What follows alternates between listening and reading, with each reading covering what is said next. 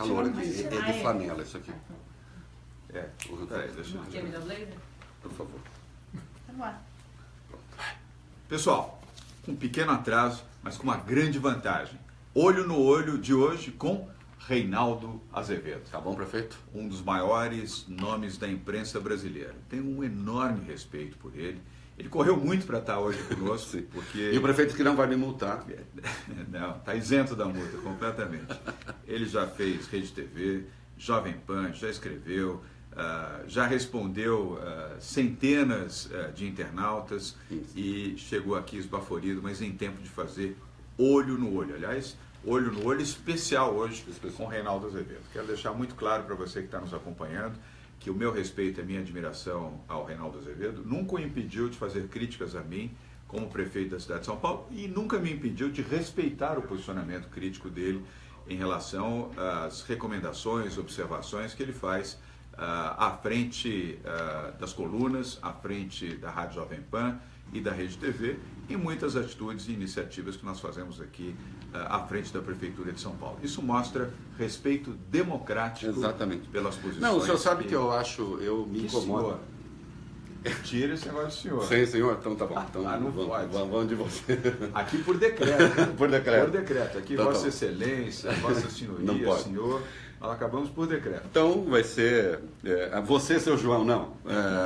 João, você sabe, João, você sabe que há hoje um clima de intolerância no país que tem de ser severamente combatido, porque da intolerância só saem, para usar a frase do Mencken, jornalista americano, soluções simples e erradas para problemas difíceis. Né? Você deve estar cheio dela. Quando eu digo cheio delas, assim, a pessoa chega para você e diz: por que você não faz tal coisa?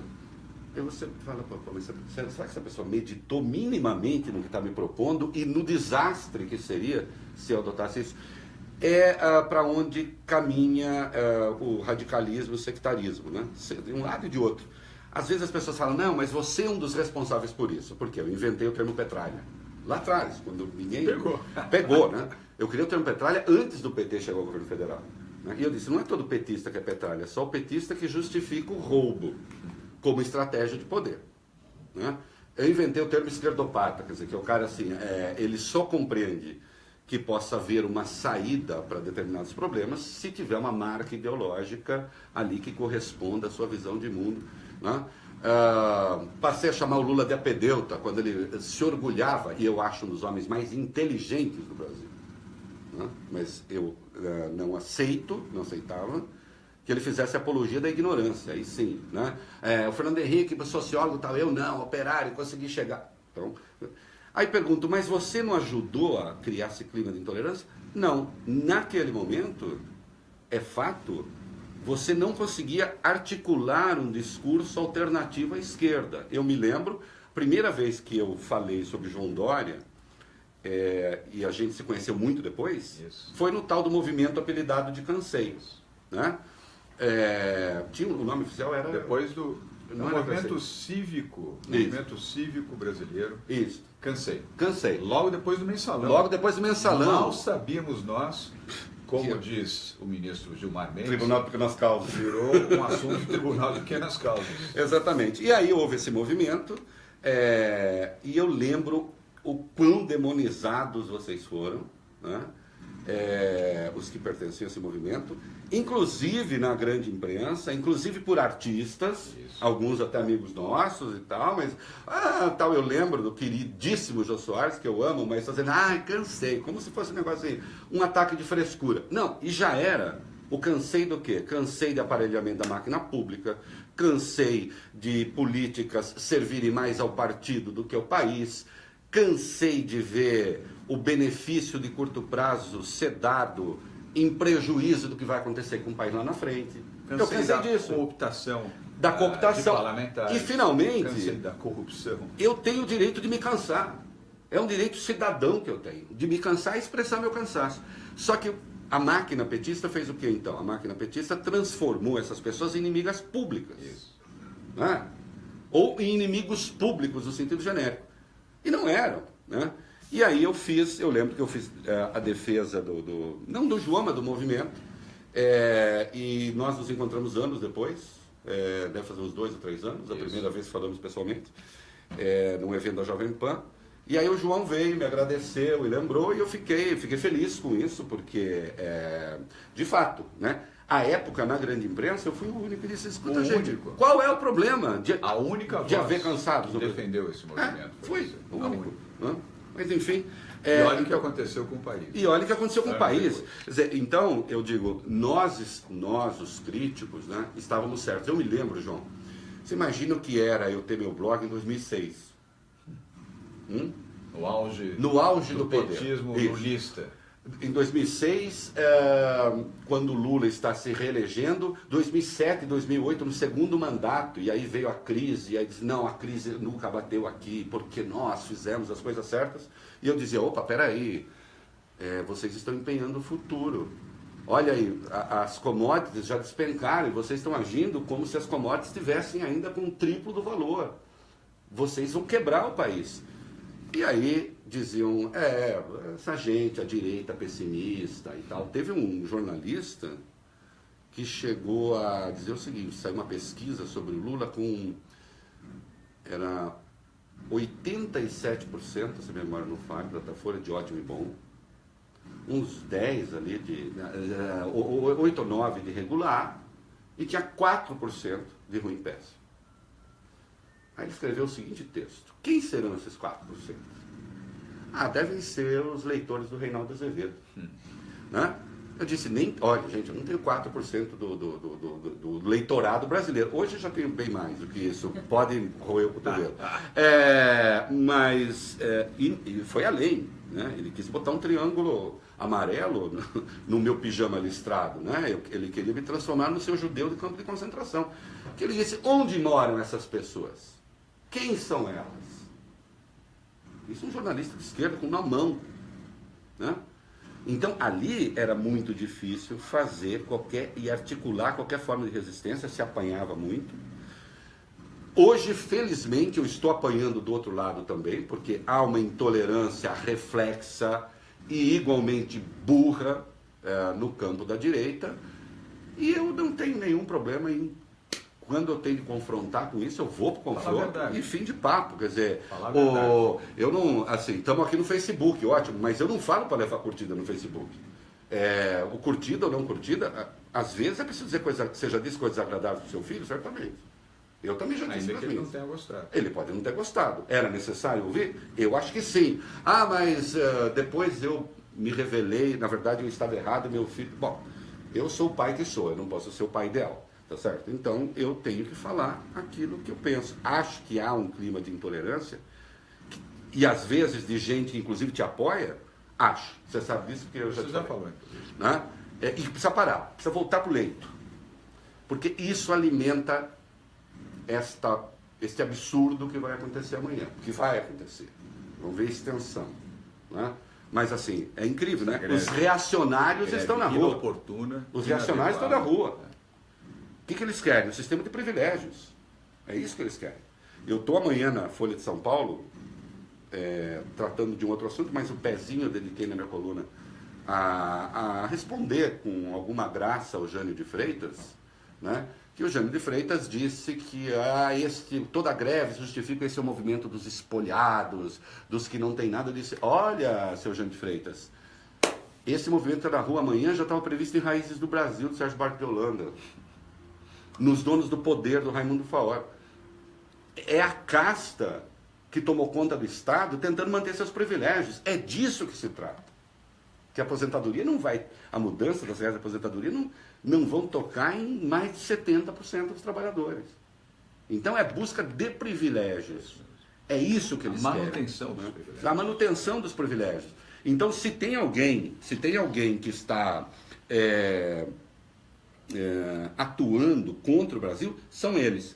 E por isso mesmo a gente precisa tomar um extremo cuidado, quando digo a gente, o campo não petista ou a direita liberal, que é o que eu sou, precisa tomar um extremo cuidado para não justificar o discurso deles, porque eles sabem oferecer generosidades com mais facilidade. E você vê as medidas que a Prefeitura, e você também, que a Prefeitura de São Paulo adotou, e eu coloquei com muita clareza isso, desde ontem, quarta-feira, primeiro, reconhecendo o direito das pessoas se manifestarem. Ainda que eu possa ser contrário, todo o direito à manifestação. Todo o direito, inclusive, à greve, mas não em dia de semana, não em prejuízo às funções públicas essenciais, saúde, educação, transporte, segurança, os programas de assistência social sendo flagrantemente prejudicados por um movimento que poderia ocorrer na sua manifestação, repito, ainda que sem o meu endosso, sem a minha concordância, Isso também não seria. o que não há nenhum problema, o contraditório faz parte da vida democrática do país, mas não em prejuízo, em flagrante da população, principalmente dos mais humildes Sim. e dos mais simples. Não, eu escuto, quem é o patrão do servidor público? O PT transferiu... É o povo. O PT transferiu a tática da greve do ABC contra as metalúrgicas, contra as montadoras. Se bem, né, Lula, que você negociava bastante com elas também, né? Que a gente sabe, tá certo? Com o grupo 14 da Fiesp, não é mesmo? Aquelas conversas, os break-label, né? Ninguém lhe ferra. Brinca de charutinho. Você transferir isso para o servidor público, peraí, se você para, em tese, hein? Se você para uma empresa privada, tá, você está levando prejuízo ao seu patrão e usa esse prejuízo para tentar arrancar benefício. Ok, é do jogo democrático, cada um tem o trabalho, vamos lá. Agora, com o servidor não, o patrão é o povo. O professor que para, está prejudicando quem? O estudante. O professor que para está prejudicando o estudante e como isso é mais frequente na rede pública, embora tenha chegado à rede privada também, prejudicando o pobre. As condições de competição dos pobres pioram ainda mais. Quer dizer, se nosso esforço, dos liberais de maneira geral, é para que os pobres tenham as mesmas condições de enfrentar as disputas daqueles que nasceram ricos, como com educação boa, com saúde boa, né? Se o nosso esforço é esse, a esquerda faz o esforço contrário, né? Então é preciso, sim, combater duramente, né? Só que é preciso fazer segundo regras que às vezes não estão sendo respeitadas. E olha, nós anunciamos, e você acompanhou, Reinaldo, e você que está nos assistindo agora também, que aos 129 mil servidores públicos da cidade de São Paulo, amanhã, e todos já sabem, terão transporte gratuito para trabalhar. Os que não tiverem o seu próprio transporte, os que dependerem, ainda que o Tribunal de Justiça tem impedido a greve de trilhos, tanto do metrô quanto de trens. E no movimento de ônibus, mais da metade, a maioria vai estar funcionando. Mas se você tiver como servidor público dificuldade, você já sabe como acessar os 3 aplicativos 99, EasyTaxi e Uber para gratuitamente chegar até o seu ambiente de trabalho. E os taxistas, 40 mil taxistas, hoje nós finalizamos a negociação com eles e já comunicamos pelas redes sociais, vão estar operando desta meia-noite até meia-noite de amanhã, sexta-feira, com tarifa bandeira 1, com o uso dos corredores que estarão liberados para os táxis, sem aumentar um único centavo o valor da corrida e nem mesmo a bandeira 2, para todos os que vivem em São Paulo, não é apenas para os funcionários públicos ou servidores públicos da cidade de São Paulo. Amanhã vai ser um dia complexo, mas se você que está nos acompanhando aqui, seja servidor público ou não, vá trabalhar. Se você gosta do Brasil, se você acredita no seu país, se você tem as suas próprias convicções, vá trabalhar. Produza. É a melhor demonstração de que você confia no seu país. É a melhor demonstração para se contrapor a esses que querem, como lembrou Reinaldo Azevedo, manter os seus privilégios, manter esta casta de vantagens, trabalhando pouco ou trabalhando nada e ganhando dinheiro, o Brasil, né? Diferentemente de você, que sua para ganhar. Esta casta não quer trabalhar, acorda à tarde, vai embora cedo, muitos não trabalham, nem sequer batem ponto e ganham dinheiro de forma incorreta, para não dizer de forma desonesta. Não, a melhor prova que você pode dar amanhã é trabalhar. E se você é pai, se você é avô, dizer aos seus filhos e aos seus netos, eu fui trabalhar. Enquanto muitos deixaram de trabalhar, foram vagabundar, eu vim trabalhar, porque eu sou brasileiro e sei que o trabalho é que constrói. Não é o dinheiro ilícito, nem o dinheiro mal ganho. é o dinheiro suado. O que precisa ser compreendido aí, e acho que é um dos erros que se comete muitas vezes na comunicação com a população, é o seguinte: todos queremos bandidos na cadeia, segundo as regras do jogo. Todos queremos. Agora, atenção, se não houvesse um só ladrão no Brasil, a Previdência estaria quebrada do mesmo jeito. É preciso ter clareza disso. Claro. Então, o fato, porque eu tenho ouvido muito por aí, esse bando de ladrões destrói o Brasil e aí a hora da conta é para o povo. Não, pera. São coisas distintas. E é preciso que a gente faça essa distinção. É preciso que a gente tenha cclareza da ruindade administrativa do PT também. Né? Porque eles ficaram 13 anos aí e não fizeram. Vejam só, toda a roubalheira da Petrobras, se você superestimar, talvez chegue a 15 bilhões. Só com o preço dos combustíveis, a política errada de preço de combustíveis da Dilma, o rombo da Petrobras foi de 70 bilhões. Então, entenda, não tivesse havido roubo na Petrobras, a empresa teria ido para o vinagre, como foi do mesmo jeito. Né? Então é preciso que se fique atento a isso, para que o jogo da política não vire um jogo de moralismo raso, que infelizmente está assim hoje. Ontem o Senado tomou uma decisão estúpida, quer dizer, inteligente e estúpida ao mesmo tempo, já digo. E eu vi um monte de gente que deveria estar vaiando, aplaudindo, né? Porque não entendeu a natureza do jogo. Então é preciso ficar um pouco mais atento. Eu vejo o João falar do Uber, do táxi, do que ele fez, e aí agora eu vou provocá-lo, né? E eu acho que ele fez isso, sabe por quê? Porque ele é um bom político, não porque ele é um bom gestor. Eu não gosto... Ele já falou isso várias vezes. Eu não gosto eu não gosto quando você faz negócio de gestor. Sabe por quê? Porque eu realmente, assim, o que eu consegui aprender da teoria política me leva à seguinte conclusão: só tem 2 P's para resolver os problemas. Ou é porrada ou é política. Né? Não. Introduzir você é um bom... PPG. Você é um bom político. E um bom político tem que ser um bom gestor. Sabe por quê? Porque senão fica parecendo que... eu acho que isso dá um downgrade no político, e nós precisamos resgatar a dignidade do político. Agora, resgatar a dignidade do político, claro, com ações que sejam dignas. Claro, né? Claro. Com ações que sejam dignas. É digno isso? É digno isso. É correto? É hábil? É inteligente? É próprio de quem negocia? Porque não sei, se eu fosse prefeito e fosse falar com o Uber, será que eles iam topar? Não sei. Mas eles toparam porque você tem qualidades. Maquiavel, né? Você tem virtude e fortuna. As circunstâncias são favoráveis, mas você tem as suas qualidades. Porque se as circunstâncias são favoráveis, você não tiver qualidade, amigo. Obrigado. E você pode ter qualidade e as circunstâncias serem contrárias. Né? É fato. E aconteceu já. Nós tivemos pessoas que poderiam ter sido ótimos presidentes do Brasil e que não foram e não serão. E muitas vezes cai no colo de quem não se imagina. Né? Aconteceu de algum modo 2 vezes. Aconteceu com a Dilma, aconteceu com o Temer.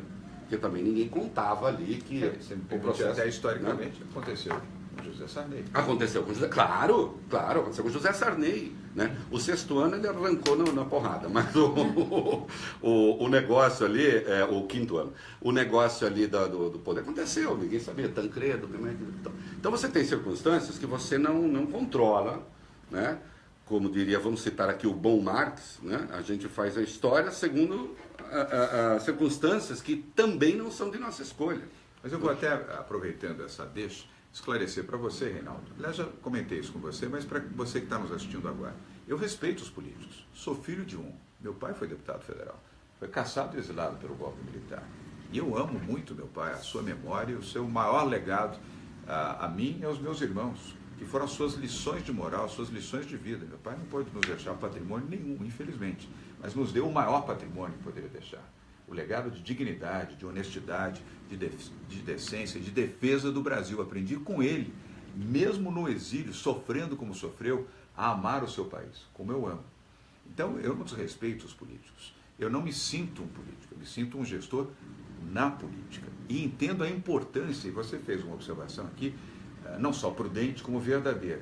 Não se pode interpretar o fato de que eu, por ser um gestor, queira com isso desmerecer aqueles que são políticos. Não, Ao contrário, respeita os políticos, até porque sem o legislativo e sem aqueles que compõem o poder executivo no plano estadual, no plano federal, e agem de forma integrada pelo bem, você não vai produzir. Você vai fracassar. Ô João, dizer-se um gestor não é uma estratégia política? No sentido aristotélico amplo do termo? Não é uma estratégia política? No meu caso, é uma estratégia da verdade. Eu fiz durante a campanha, eu construí durante toda a campanha, e você aqui de São Paulo pode acompanhar, os que são de São Paulo acompanharam também, os de fora de São Paulo, talvez parcialmente. Eu sempre me apresentei como gestor e administrador e sempre disse que a população da cidade de São Paulo desejava para a metrópole um gestor e um administrador. 53% deste eleitorado permitiu que eu fosse eleito no primeiro turno, pela primeira vez em 28 anos, desde que as eleições passaram a ser em 2 turnos. Ora, a aprovação do eleitorado eu tive, a responsabilidade do voto eu tenho, e a obrigação de governar, inclusive para aqueles que não votaram em mim, sim, eu tenho que exercer. Que, aliás, é o fundamental, né? Que o PT nunca levou a sério, né? Quer dizer, é o governo para os meus. Né? Eu governo contra para os demais. E contra os demais. Eu vou continuar a pegar provocando. Senão não é o Reinaldo. Senão sou eu. Eu entendo essa perspectiva, mas hoje você sabe muito bem que você é considerado um pré-presidenciável do PSDB. Então vamos lá, vou botar toda a circunstância para ficar por claro. Mim, você sabe disso. Não faço esforço, nem campanha, nem tenho comitê, nem conselheiros, nada com esse objetivo, apenas para ficar claro. Não estou dizendo que você tenha organizado coisa, que se tivesse eu já teria até noticiado. Saberia e teria noticiado. Mas então vamos ver, porque eu tendo a não concordar nem com isso. Eu acho que você faz o esforço, ainda que involuntário. Que fosse involuntário, mas você é inteligente demais para ser involuntário. Você é voluntário. O que eu quero dizer... Sarcasmo. O que eu quero dizer é o seguinte. Essa circunstância de razia, de destruição da classe política, mal conduzida pelo Ministério Público, eu quero falar um pouco disso, queria que você me perguntasse qual é o seu problema com o Ministério Público, eu queria falar aqui. Eu vejo que às vezes você baba um pouco. Babo sim. Babo, mas é uma baba que não é verde, é uma baba transparente, de indignação, né? Verde porque é uma baba biliosa. Vai se morder mais? A minha, não, de jeito nenhum. Não é raivosa. Não é raivosa, não é biliosa. Verdadeira, não é bilhosa. Não é bilhosa. Babo, entre outras razões, porque homens decentes e honestos foram equiparados a ladrões na lista do Janot. E eu me refiro, por exemplo, ao governador Geraldo Alckmin. Concordo plenamente com você. O governador Geraldo Alckmin é um homem decente. O governador Geraldo Alckmin decente, é um homem honesto. Correto, humilde, né? Modesto e com limitações financeiras que os que o conhecem, de fato, como eu... É o meu? Desculpa. Sabe? É o meu que está buzinando ali? Desliga aí. Daqui. É o celular. Desculpem. Ao vivo. Ao vivo é assim. Ao vivo é assim, a gente faz. Desculpa, João. Então, mas apenas para concordar plenamente com você em relação ao Geraldo Alckmin. O Geraldo Alckmin, quando perdeu a eleição para disputa da Prefeitura de São Paulo, amigos tiveram de arrumar uma palestra para ele fazer, porque ele não tinha como sobreviver. E dar aulas. Ele é político, dá aula. Ele é político, eu acho digno esse político. É digno ser político. Seu patrimônio é um sítio do pai, em Pinda, e um apartamento de 130 metros quadrados no Morumbi, que está alugado para fazer renda para ele e para a sua esposa e filhos. Então, assim, o que o Ministério Público fez foi igualar essas coisas. Agora o Janot, na segunda-feira, vazou uma informação para o Globo, o Rodrigo Janot, que eu costumo chamar de vovó Mafalda, vazou uma informação para o Globo na segunda-feira dizendo que ele pretende propor a suspensão dos processos para os políticos que têm evidência de caixa 2 sem contrapartida. O que quer dizer isso? Teve caixa 2? Teve, porque assim se fazia na política. Ele prometeu alguma coisa para o empresário que deu caixa 2, o que caracteriza corrupção passiva e lavagem de dinheiro? Não. Então são coisas distintas. Infelizmente, tudo isso virou uma maçaroca só. Todas as pessoas são igualmente desonestas e estão livres. E aí é nesse sentido que eu digo, a circunstância o favorece e você não tem nada a ver com isso. Porque você não participava desse quadro. Tá certo? Eu ousaria dizer que se você tivesse disputado a eleição há 4 anos, a sua revelia, sem que você mesmo soubesse, haveria caixa 2 na campanha. Porque, de fato, não havia campanha sem caixa 2. Então, a hora que o Ministério Público faz essa salada com todo mundo, rebaixa a classe política a um bando de bandidos, de ladrões, né? Você tem a degeneração do processo político. Né? Isso é um risco muito grande. Enorme. Um risco enorme. Porque não se sustenta a democracia sem política. Você tem, são os momentos em que você pode ter soluções, o que eu chamo de fascismo de direita e fascismo de esquerda. Que aliás se unem. Se unem, claro. Se tocam nos extremos. Sim, são, como disse um ouvinte meu na rádio, eu adorei a imagem, ele falou, é como um relógio que os ponteiros fizessem assim, né? E fossem lá, se encontrar nos 6, quer dizer, ali eles são iguais. Então você tem da direita, você tem graus de direita, você tem graus de esquerda. Ali, não por acaso, vamos lá, os bolsonaretes começam a me xingar. Não por acaso, eu não tenho respeito intelectual nenhum mesmo, eu sou muito claro, tenho respeito humano, intelectual e político, zero. Não por acaso o seu Bolsonaro é contra a reforma da Previdência. E o PCO também. E o PSOL também. Ele é contra as privatizações. O PSOL e o PCO também. Ele é contra a terceirização. Idem. Qual é a diferença entre eles? Talvez o Bolsonaro tenha uma opinião negativa sobre os viados que os outros não tenham. Ou finge não ter. Não é? É essa a diferença? É esse tipo de política que eu quero ver a direita e os conservadores fazendo? Não. Esta demonização da política é uma das raízes, e eu acusei a direita chucra, você sabe, chamei mesmo direita chucra e acho chucra. Acusei você, à medida que vocês demonizam os políticos, vocês estão dizendo aos brasileiros como um todo que a solução não é política. E a solução só é política. É política. Entendeu? Deve ser política e essencialmente política. Até porque a negativa a isso é um debate bom, construtivo. É negar a democracia. Claro. A democracia tem as suas falhas, tem os seus equívocos, tem os seus erros. Aqui, em qualquer parte do mundo. O mundo americano, canadense, europeu, asiático, qualquer parte do mundo, a democracia tem as suas falhas, tem os seus equívocos, tem as suas manchas. Mas não inventaram nada melhor. Até hoje, nada melhor do que a democracia foi inventado no planeta. Portanto, o Churchill, né? É o melhor dos piores sistemas. É isso, não inventaram nada. Não houve ainda alguém que pudesse propor um sistema de governo que, legitimado pelo voto, cada cidadão tem o seu voto igual, no mesmo valor, na mesma proporção, para eleger os seus representantes. Bem ou mal. O dia que inventarem algo melhor para sustentar democraticamente um bom sistema, respeitável sistema, vá lá. Hoje não tem nada melhor. É a democracia e com ela nós temos que conviver e com ela temos que aprender. Sim, e eu tenho um temor, João, que eu vou dizer. Bom, digamos que a solução caminhe para você no PSDB, você vai disputar a eleição, eu confio nas suas convicções democráticas. Vai disputar com alguém da esquerda, sei lá quem, mas digamos que isso não se viabilize.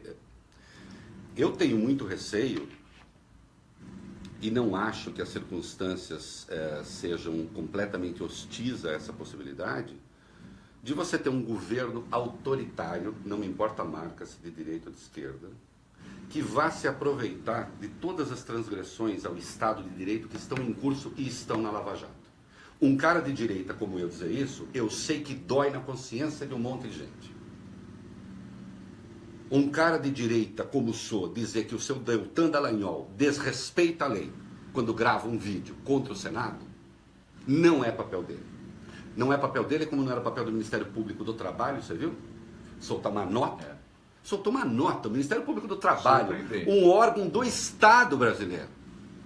Uma nota em favor da greve de amanhã. Não é assim. Surpreendente. E não era dizendo, olha, a Constituição garante o direito de greve. Não, era defendendo. Defendendo a greve. Defendendo a greve. Defendendo a greve, incitando a greve. Então, quando o Ministério Público tem esse tipo de comportamento, né, isso está havendo, é uma clara transgressão ao Estado de Direito. Quando você mantém em prisão preventiva algumas pessoas que não precisariam estar lá, porque a prisão não está ancorada no artigo 312 do Código de Processo Penal, você está dando mais um passo fora da democracia.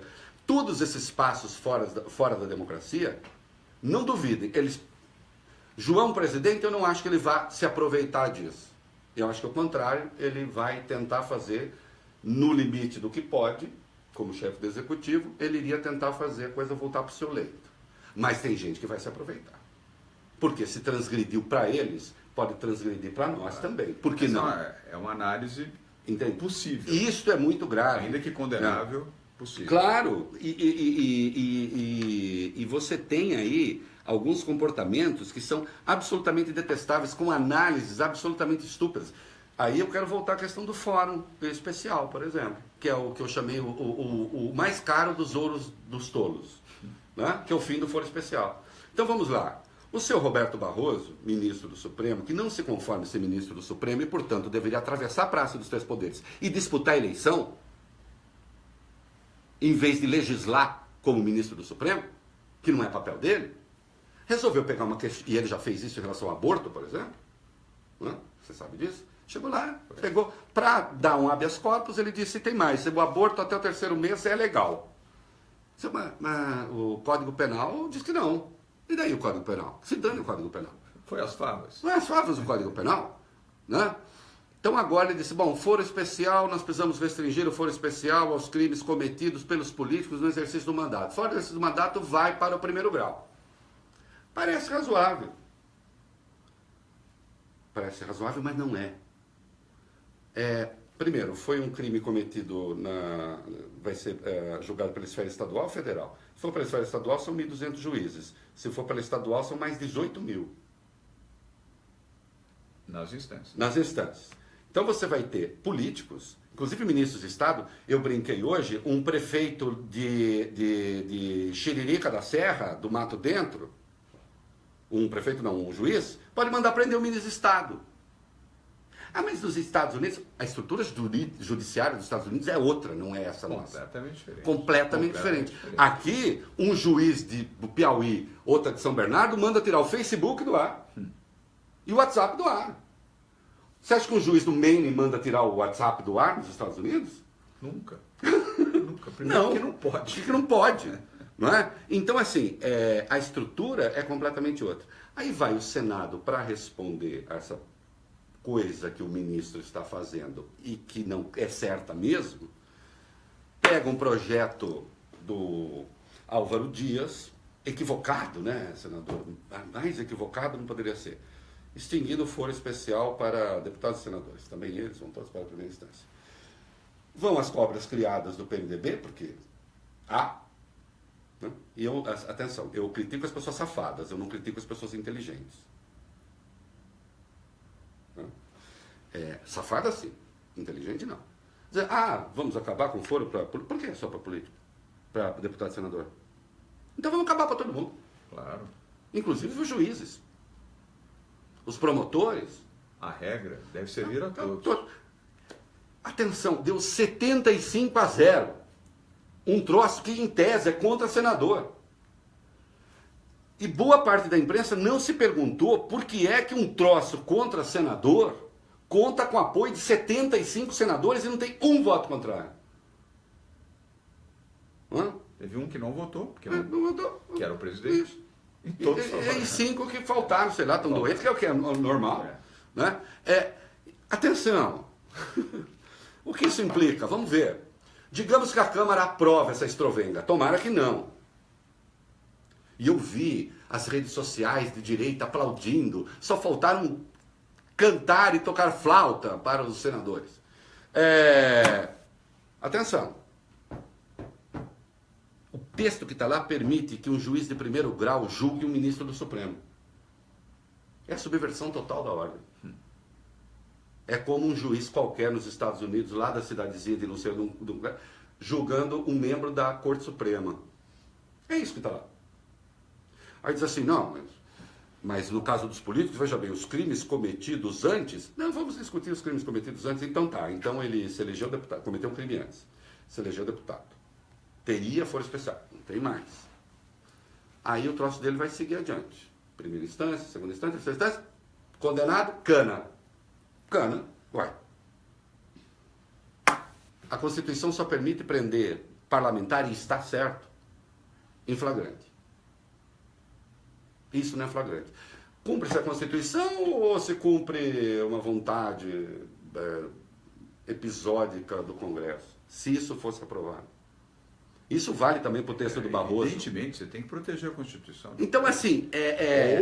Ou reforme-a. Isso. Convoque uma constituinte, ou convoque no Congresso um projeto de lei e vote e altere. Então, Fora assim, disso, bem ou má, ela protege os destinos. Então o seu Barroso que fique no lugar dele. O seu Barroso que fique no lugar dele, que já é bastante poder. Pô, um dos 11 homens que decide a justiça brasileira. Você quer mais poder, Barroso? Não tá bom isso aí? Tá bom demais. Tá ouvindo muito música do Taiguara, que eu disse que gosta. Reinaldo, olha, queria te falar aqui, sem querer desviar o assunto, mas um monte de gente aqui mandando mensagens e perguntas. Opa! Aqui. Vamos tentar, vamos colocar. Vamos. Por exemplo, Lucas Dias. Parabéns, ele está se dirigindo a mim, pela posição quanto à greve geral de amanhã. Aliás, minha posição é igual à sua, portanto, vale para ambos. Agora ele diz aqui, Lucas, não participarei, pois não quero ser massa de manobra da CUT e do PT. Mas será que essas reformas não prejudicam muito os trabalhadores? Essa é a pergunta do Lucas. Olha, vamos lá. Primeiro a reforma trabalhista. A reforma trabalhista só... Isso na conversa mole de... Eu não sou empresário, tá?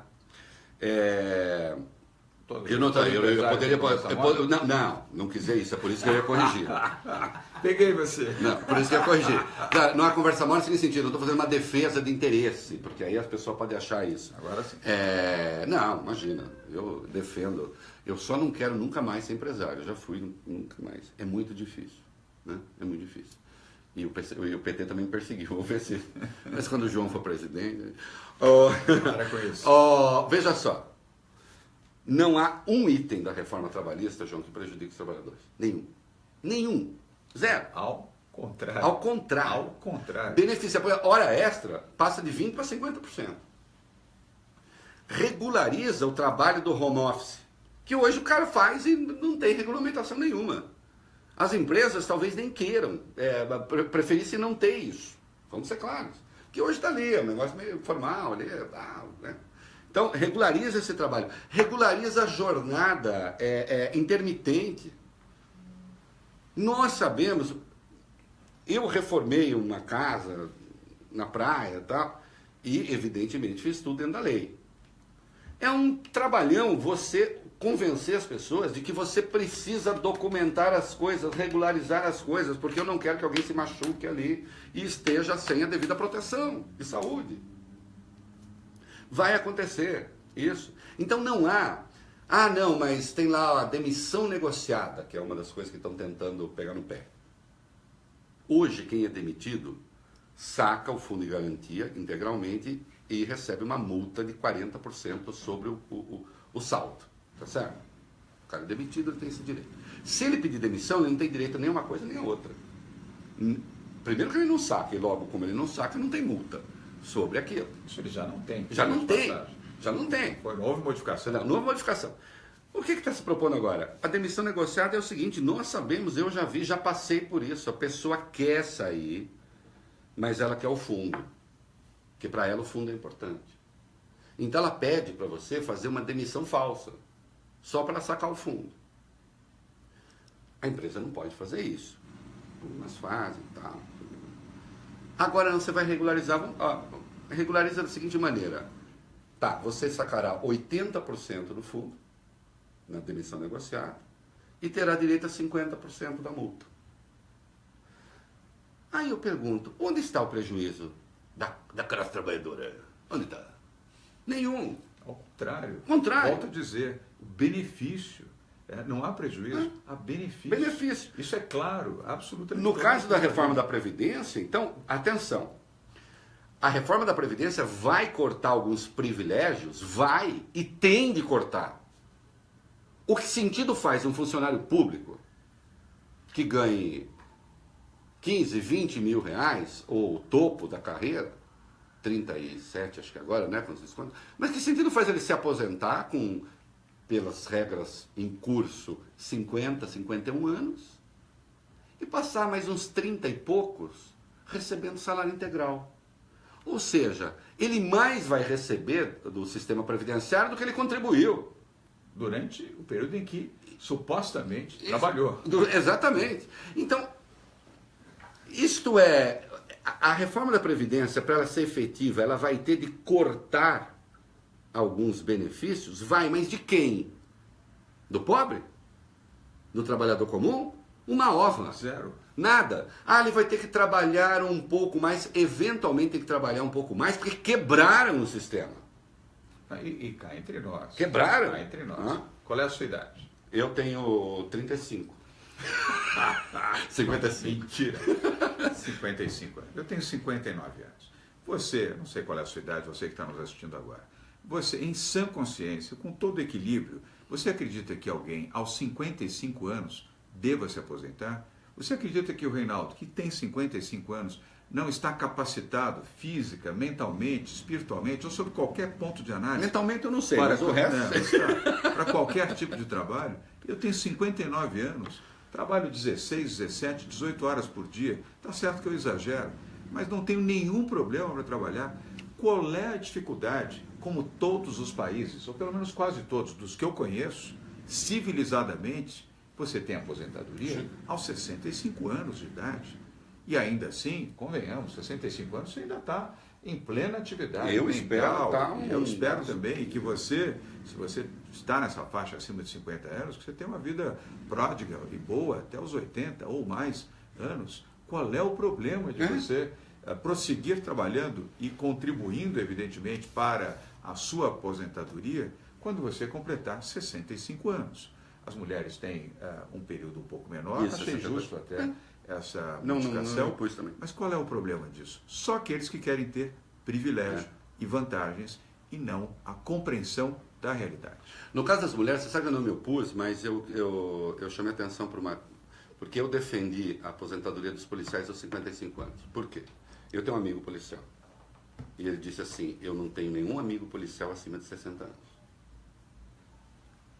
Já morreram. Né? Então você tem uma letalidade muito alta na carreira. Aí sim, eu acho que tem que ser antes. Agora... Mas aí você pode estabelecer critérios. Critérios, sim. Agora, no caso das mulheres, eu vou dizer o seguinte. É claro que eu reconheço a coisa da dupla jornada, que ela existe, e tudo bem, não vou me opor ao que se fez.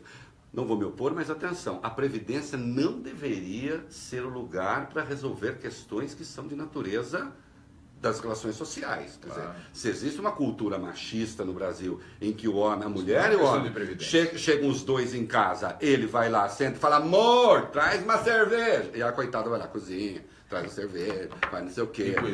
Cuida dos filhos enquanto ele fica seu futebol. Isso. O João não me permitiu falar coçando os Países Baixos. Então, isto não é para a Previdência resolver. Isso é Previdência? Não. Ela, para começo de conversa, tem que falar, ô, seu banana. Mas eu sei que não é tão simples assim. As mulheres têm ainda um déficit a enfrentar de poder, que é real, não nesta sala, onde elas são maioria, quase. Eu não deu maioria. Então, não é a Previdência. Mas tudo bem, também não vou me opor, entendeu? Professores, dos professores eu me opus. Os professores, coisas que a razonabilidade passam.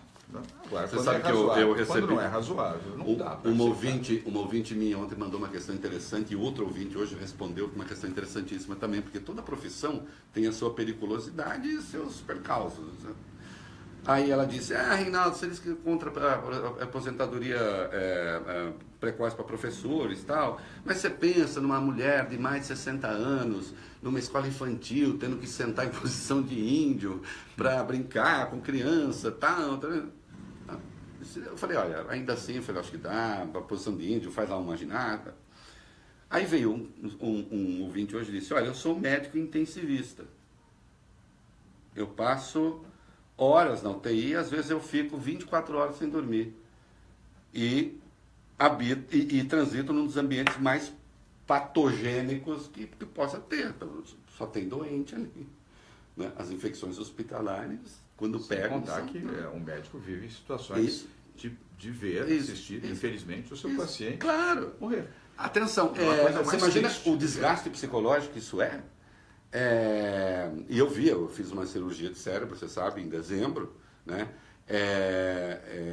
Você vê a dedicação, a malucada dos caras ali. Eu sou muito grato a tudo que fizeram por mim. Então vai ter para médico também? Para professor? Para policial? Para motorista? Porque afinal de contas o motorista dele se expõe mais a acidentes do que a média das pessoas que não são motoristas por profissão. Aí, meu amigo, a gente vai ter uma casta para os legistas. É isso. Então aí você vai ter aposentadoria especial para todo mundo. Não. Quando há efetivo risco de vida, não sei o quê, no caso dos policiais, bombeiros, aí sim, se não, não. Reinaldo, olha, nós hoje avançamos muito no tempo, não conseguimos aqui responder Hoje, muitas tem uma pessoas. Quer fazer rapidinho? Eu prometo em vamos minuto, fazer mais uma, 30 segundos. porque a gente avançou muito no tempo e as pessoas também estão acostumadas aqui no olho a seguir o horário. Vamos fazer mais uma questão aqui, vem da Bruna de Souza. Oi, Bruna. Ela diz o seguinte: parabéns, aí ela está se dirigindo a mim. Pô, mas ninguém dá parabéns para mim, cara? Você recebe toda hora. Pelo sucesso do Corujão da Saúde. Agora, ouvi falar que teremos um novo Corujão. Poderia me falar um pouco a respeito? De fato, Bruno, o Corujão da Saúde foi um grande sucesso. Você sabe, enfrentei especialistas, istas de toda ordem, dizendo que esse programa não ia funcionar, que seria um fracasso, que era uma proposta apenas para ganhar votos e ganhar a eleição. Nós assumimos o compromisso durante a eleição, não com objetivo eleitoral, mas de mostrar que é com programas de governo que se faz governo. Ganhamos as eleições no dia 10 de janeiro, 10 dias depois da nossa posse. Formalizamos o Corujão da Saúde, em 83 dias zeramos a fila existente até 31 de dezembro de 486 mil pessoas que aguardavam para fazer exames médicos na capital de São Paulo. Como fizemos isso? Com gestão, com administração e a participação de hospitais privados, 44 hospitais. Que é uma escolha de natureza política. Quando você escolhe fazer negociação com a iniciativa privada, é uma escolha de natureza política. Vamos chamar de gestão eficiente na política pública muito de bem. saúde. Chegamos. Política pública de saúde. E agora, obviamente que continuam as solicitações de exames, por óbvio, você zero, mas elas surgem todo dia. São Paulo tem 12 milhões de habitantes. Aliás, a gente podia abrir o hospital e você, a gente fica acordado mesmo, né? Pois é, quase 24 horas, plantão 24 horas. Mas agora tem uma regra, 30 dias para exames urgentes, até 30 e até 60 para exames que não sejam de urgência. Isso é razoável, está dentro. Você tem plano de saúde, eu tenho plano de saúde, talvez você tenha o privilégio de ter o plano de saúde. Se você, com o seu plano de saúde, for marcar um exame, provavelmente entre 15, 20, 25 dias, um mês, ocorrerá, ou em 5 ou 6 semanas, no limite, dependendo do exame. Isso é razoável. Portanto, segue o programa e, se houver qualquer excedente, volta o Corujão da Saúde para exames imediatamente. Agora, Bruna, nós vamos lançar no dia 25 de maio o Corujão das Cirurgias, usando a mesma metodologia, o mesmo formato bem sucedido para exames, para procedimentos cirúrgicos. É mais complexo, são cerca de 100 mil pessoas que aguardam para fazer procedimentos cirúrgicos na capital de São Paulo, na rede pública municipal. Não é um número tão elevado quanto de exames. De qualquer maneira, é um número substantivo de pessoas que estão aguardando para fazer cirurgias, e muitas vezes cirurgias que podem representar a diferença entre a vida e a morte. E agora vamos utilizar a rede privada e a rede pública, inclusive estadual, para a realização destes procedimentos cirúrgicos em horários que não são aqueles horários de maior demanda. Provavelmente essa cirurgia que você fez, como as que eu já fiz também, eu as fiz de manhã.